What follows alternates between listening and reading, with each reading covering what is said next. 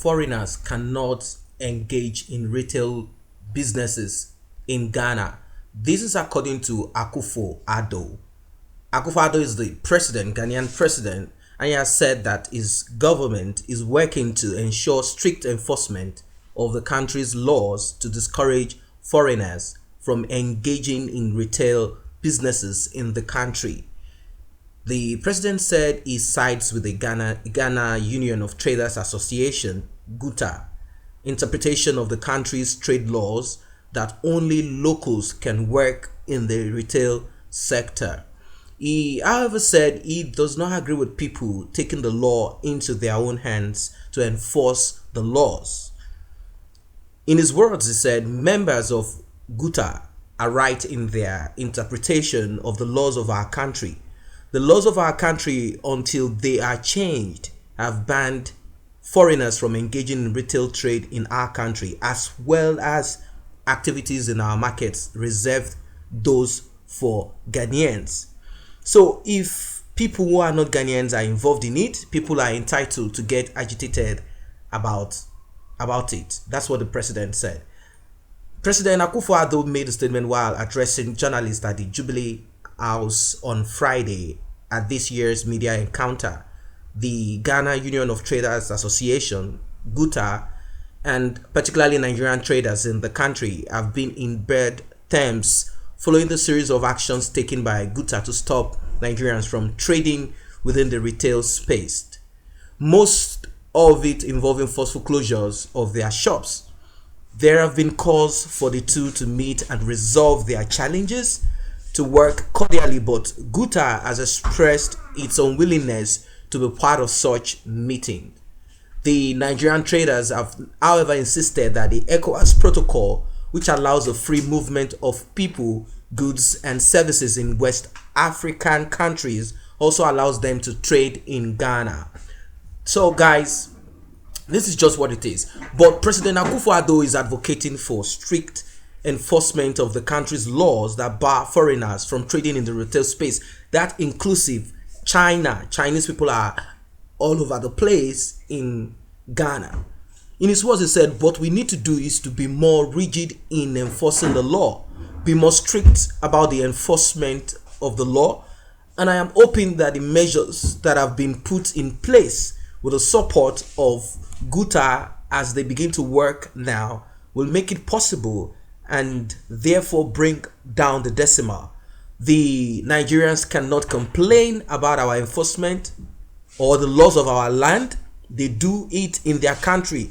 There is nothing discriminatory about it, he said.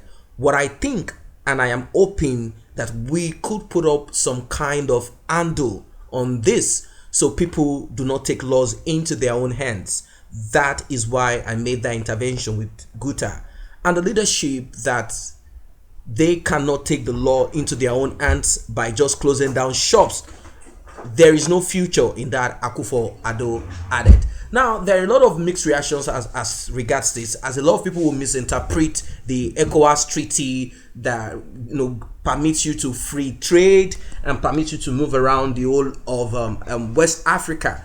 But then there are certain laws that are also national laws of each country that are part of the ECOWAS. So what I think they should do is for all of these countries to come together and look at the policies and the rules and come up with something that is more productive rather than trade wars. Of course, America, China, there's always a trade war because everyone is looking for what will benefit them one way or the other, and that's just what it is. So you always find trade wars, and at the end of the day, they will end up coming, sit down and talk about it, come down to the round table, and you talk about how you can be more productive and how you can better the lives of the citizens of every of this country. So in the case of Nigerians, Chinese, and the rest of other African countries, particularly Nigerians, because I think there are more of them, and China is taking over soon, and you realize that a lot of them want to get themselves involved in certain kinds of business. So what I need to understand is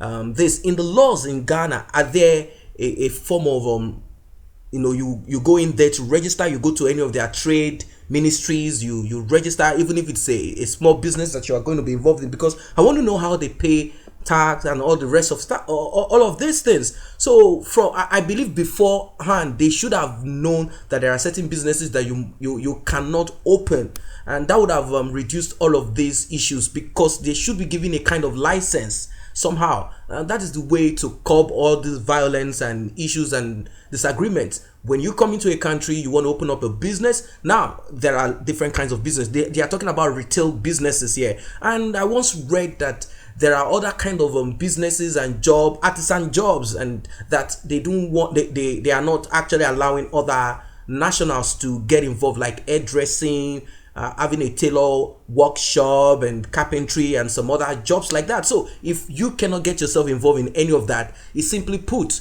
and now they are talking of retail businesses. So what you can actually do there, maybe you be a bus driver. I don't know if that is even out of the job, or a taxi driver, maybe that is also out of it.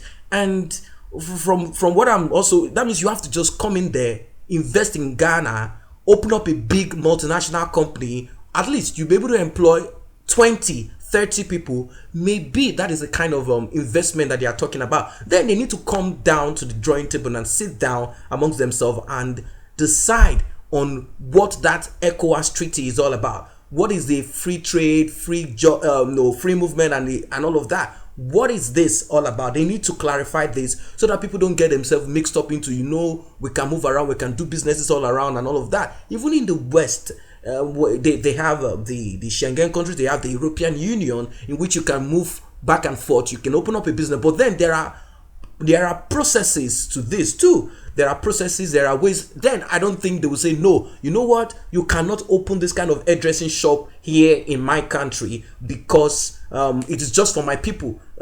I think that is not supposed to be. But then when we look at the issue of Ghana too, the people in Ghana might feel they are being threatened, because when people come in and they're able to set up businesses, so some of them feel like they don't have no more jobs they don't have, their business is not flourishing any longer, and they feel bad, like, you know what, I don't think I'm benefiting from this ECOWAS treaty. It's better I stay in my country and sell stuff to my people. I was making money, but then when these people came in, it seems as if I'm unable to make money, and that's called competition. So the Ghanaians cannot, they can't deal with that competition as it is stifling the inflow of cash, and they kind of don't understand how other people come in and flourish while they are being stifled. Now we are talking about the population of Ghanaians. They are more than that of Nigerians there, but then they still feel threatened. So it's just like that everywhere, aside from Nigeria, where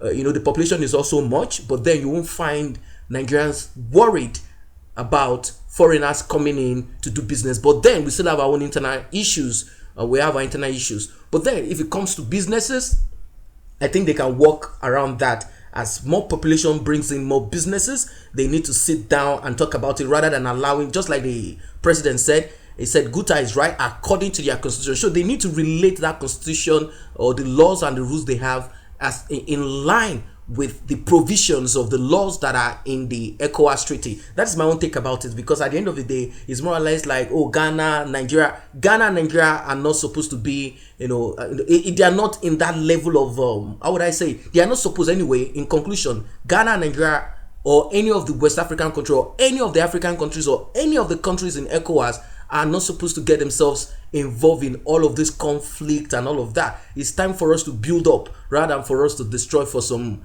very mediocre reasons and some very, very low reasons, things that that we cannot actually be productive about. So it's time for them to forge ahead. Let them look at their strength and their weakness and see how they will move forward. So that's what it is for now. If you're not a member of this channel, kindly tap on the subscription button and the red notification icon bell. That will automatically make you a member of this channel. The notification icon bell simply alerts you whenever videos such as this are uploaded. Thanks for stopping by.